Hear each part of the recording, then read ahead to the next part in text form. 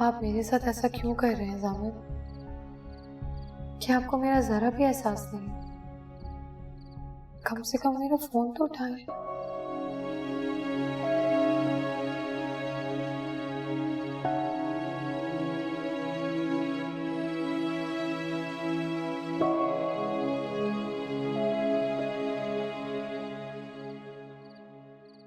मैं तुम्हारी माँ हूँ जामिद, मैं तुम्हारा कभी भी बुरा नहीं चाहूंगी। मैं मानती हूँ हरीम थोड़ी सी जज्बाती है, गुस्से में आ जाती है और कभी कभी तो बिल्कुल भाभी जान बन जाती है, लेकिन वो बिला वजह कभी भी गुस्सा नहीं करती। जब तुम उसके साथ कोई ज्यादती करते हो, उसे छोड़ के चले जाते हो या सहर को उसके ऊपर तरजीह देते हो, तभी वो ऐसा सब कुछ करती है। अम्मी, जिस तरह हरीम मेरी बीवी है उसी तरह सहर। नाम मत लो इस वक्त उसका। देखो सामिन, इस वक्त हरीम को तुम्हारी जरूरत है, उसके साथ ज्यादती मत करो बेटा। अम्मी, मैंने कुछ भी जानबूझकर नहीं किया, मैं उसको मारना नहीं चाहता था, लेकिन ये सब। मैं मानती हूँ बेटा, तुम उन मर्दों में से नहीं हो जो औरत पर हाथ उठाते हैं, बल्कि तुम ऐसा कर ही नहीं सकते हो। तुम बस इस वक्त भटके हुए हो, अपनी मंजिल और अपने रास्ते को भूले हुए हो, और वही मैं तुम्हें याद दिलाने की पूरी कोशिश कर रही हूँ।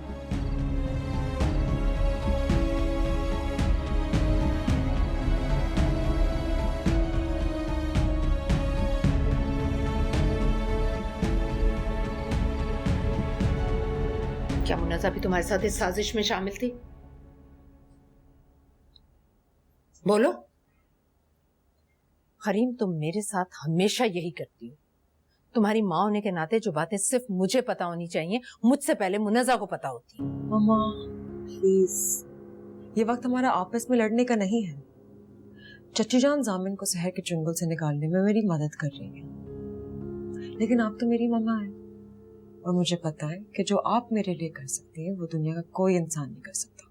तुम क्या चाहती हो? मैं तुम्हारे लिए जामिन के आगे गिड़गिड़ाऊं? तुम्हारे लिए मोहब्बत और तवज्जो की भीख मांगू? ये कभी नहीं होगा। उसने तुम पर हाथ उठाया, मेरा बस चलता तो मैं उसका हाथ। मैंने जानबूझ के किया था मम्मा।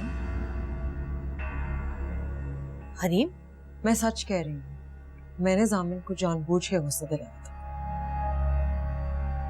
आपके आने से पहले तक वहां वही हो रहा था जो मैं करना चाहती थी। हरीम, मैं तुम्हारे बेहोश होने पर इतनी परेशान नहीं थी जितनी तुम्हारे होश में आने के बाद हो गई। मम्मा, मैंने जामिन का थप्पड़ खाया ही इसलिए ताकि मैं उसे गिल्ट में डाल सकूं। सोचें, अगर वो शहर के आंसू देखकर उसके साथ हमदर्दी कर सकता है, तो वो मेरे साथ जुल्म करके, मुझ पर हाथ उठा के, उसे कितना गिल्ट फील हो रहा होगा। गिल्ट में बहुत ताकत होती है मम्मा। मुझे यकीन नहीं आ रहा, ये तुम ही हो हरीम? मेरी बात सुने मम्मा, मैं, आप और चच्चू जान, अगर हम सब मिलकर इस ताकत को जहानत से इस्तेमाल करें तो इसमें कोई शक नहीं है कि हम शहर को हरा नहीं सकते। उसे हारना होगा मम्मा, उसे जामिन की जिंदगी से निकलना होगा। अब आप मुझे बताएं, क्या आप इससे मेरी मदद करेंगी या नहीं?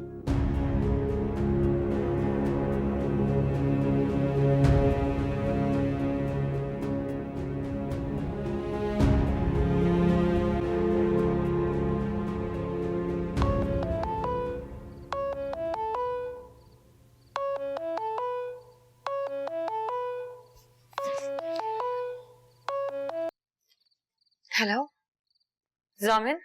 हाँ सर, सो तो नहीं गई थी? जामिन, कितनी बार आपको कॉल कर चुकी हूँ, कहाँ हैं आप? घर कब आएंगे? सॉरी, मैं तुम्हारा फोन नहीं उठा सका सर। तुम ये बताओ, तुम अकेले में परेशान तो नहीं हो? मैं इस तरह कभी अकेले नहीं रही हूँ ना, इसलिए डर लग रहा है मुझे। आप बताइए ना, आप कब आएंगे?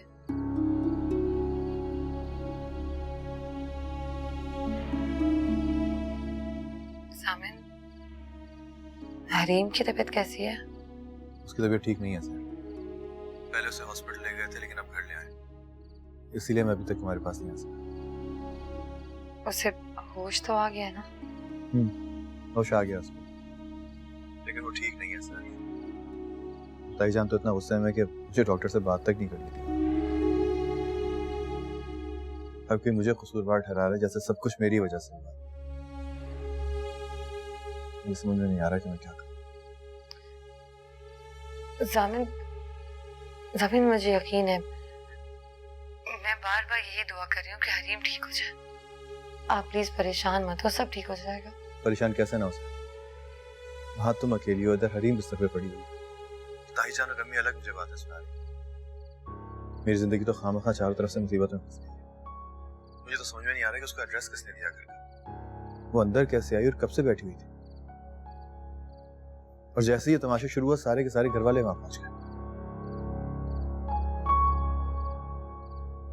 जामिन वो लोग आपको यहाँ आने तो देंगे ना? हरीम की तबीयत की वजह से वहां रोक तो नहीं लेंगे? नहीं सर, मैं तुमसे बात करता हूँ। साहब जी, बड़ी बेगम साहिबा बुला रही हैं आपको। ठीक है तुम जाओ। जी ठीक है।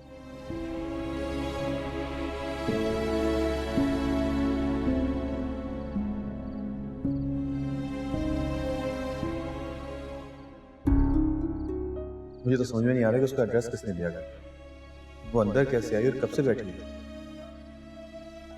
और जैसे ही ये तमाशा शुरू हुआ सारे के सारे घर वाले वहां पहुंच गए।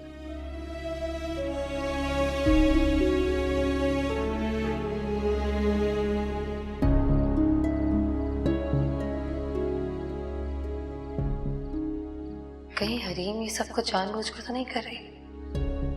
उसे अगर बेहोश होना ही था तो उसी वक्त तो जाती जब जामिन ने उसे।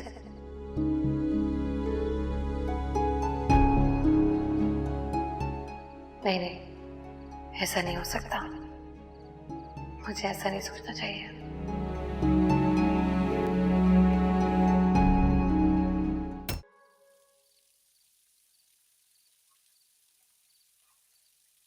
जी ताई। बैठो।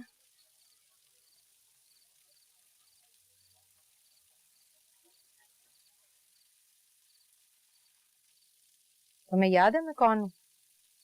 जी मैं पूछ रही हूँ, तुम्हें याद है मैं कौन हूँ? तुम्हारा मेरा क्या रिश्ता है पता है तुम्हें? ताई जान, मुझे अच्छी तरह याद है कि आपका मेरा रिश्ता क्या है। शुक्र है। फिर तो तुम्हें ये भी याद होगा कि एक जमाने में तुम मेरा बहुत एहतराम किया करते थे। मैं अब भी आपका एहतराम करता हूँ ताई जान। जामिन, तुम जानते हो तुम्हारे इफ्तिखार ताया की एंजियोप्लास्टी हुई, इसलिए ये खबर मैंने उन तक नहीं पहुंचाई कि तुमने उनकी लाडली बेटी पर हाथ उठाया। ताई जान, मैं हरीम पे हाथ उठाने का सोच भी नहीं सकता। आप मुझे अच्छी तरह जानते। नहीं, मैं नहीं जानती तुम्हें।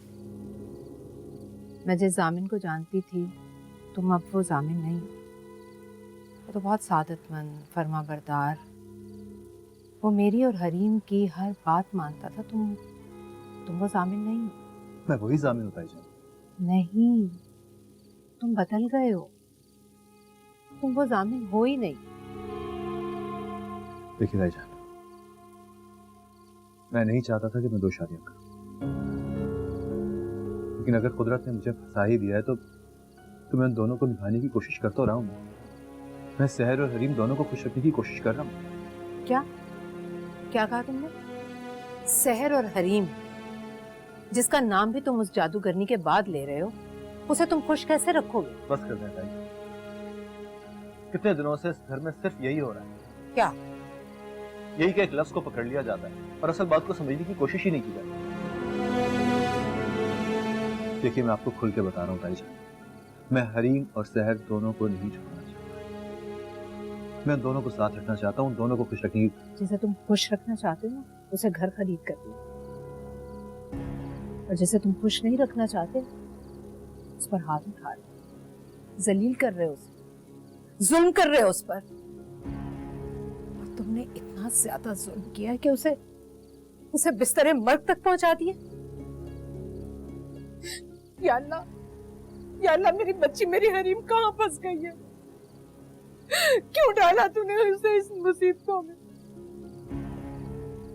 उससे ऐसे कौन से गुनाह सरसत हो गए? तुम बताओ जामिन, तुम बताओ मैं क्या करूं अपनी बच्ची की खुशियों के लिए? अगर उसे कुछ हो गया तो मैं और इफ्तिखार तो जीते जी मर जाएंगे। मर जाएंगे।